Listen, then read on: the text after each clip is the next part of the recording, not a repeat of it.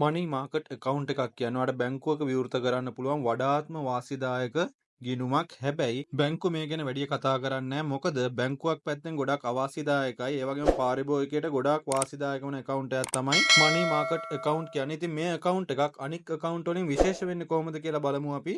බැංකුවක ඔයාලට විවෘත කරන්න පුළුවන් account එකක් තමයි current account එකක් කියන්නේ. මේ account බොහෝ දුරට විවෘත කරන්නේ business කරන කෙනෙක් එහෙම නැත්නම් චෙක්පත් මගින් ගනුදෙනු කරන පුද්ගලයන් විසින්. ඉතින් මේ account එකකට පොලි ආදායමක් ලැබෙන්නේ නැහැ. අංක දෙක තමයි saving account. saving account කියන්නේ බොහෝ දෙනෙක් විවෘත කරන account එකක්. අඩුම පොලි අනුපාතයක් තමයි හිමි වෙන්නේ. බැංකුව වැඩිපුර ප්‍රමෝට් කරන්නෙත් මේ account එක බොහෝ පිරිසක් විසින් විවෘත කරන්නෙත් මේ account එක විතරයි. ගොඩාක් අවාසිදායක වගේම 102ක් වගේ ඉතාමත් අඩු පොලියක් තමයි මේ account එකකට හිමි වෙන්නේ.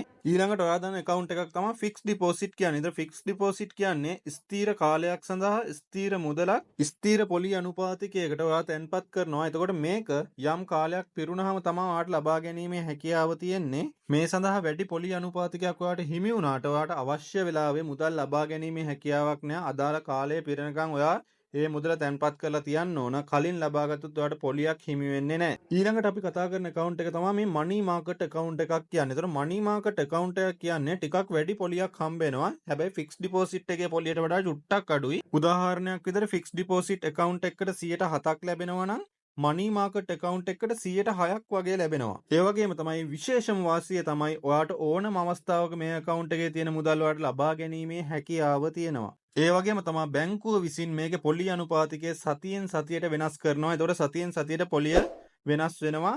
පොලිය ගලපනවා මෙයාලා සතියක් ගානේ. මේකේ තියෙන ලොකුම වාසිය තමයි ඔයා හිතන්න ඔයා වාහනයක් විකුණලා තව වාහනයක් ගන්න බලන් ඉන්න කෙනෙක් නම් ඔයාට පුළුවන් මේ සල්ලි ටික වාහනයක් හම්බ වෙනකම් මේ money market account එක දාලා තියන්න. එතකොට ඔයාට ෆික්ස් ඩිපොසිට් එකකට ආසන්න පොලි අනුපාතිකයක් ලබා ගැනීමේ හැකියාව තියෙනවා. ඒ වගේම ඕනම අවස්ථාවක ඔයාට වාහනයක් හම්බ වුණේ ගමන්ම ඔයාට පුළුවන් ඒ account එකෙන් සල්ලි ටික ලබා ගැනීමේ හැකියාවක් තියෙනවා. ඔයාගේ අතට වැඩි මුදල් ප්‍රමාණයක් ලැබෙන ඕනෑම අවස්ථාවක මේ වගේ account එකකට දාලා ඔයාට වැඩි පොලියක් ලබා ගැනීමේ හැකියාව තියෙනවා. අවුරුදු 18ට වැඩි ඕනෑම කෙනෙක්ට මේ account එකක් ඕපන් කිරීමේ හැකියාව තියෙනවා.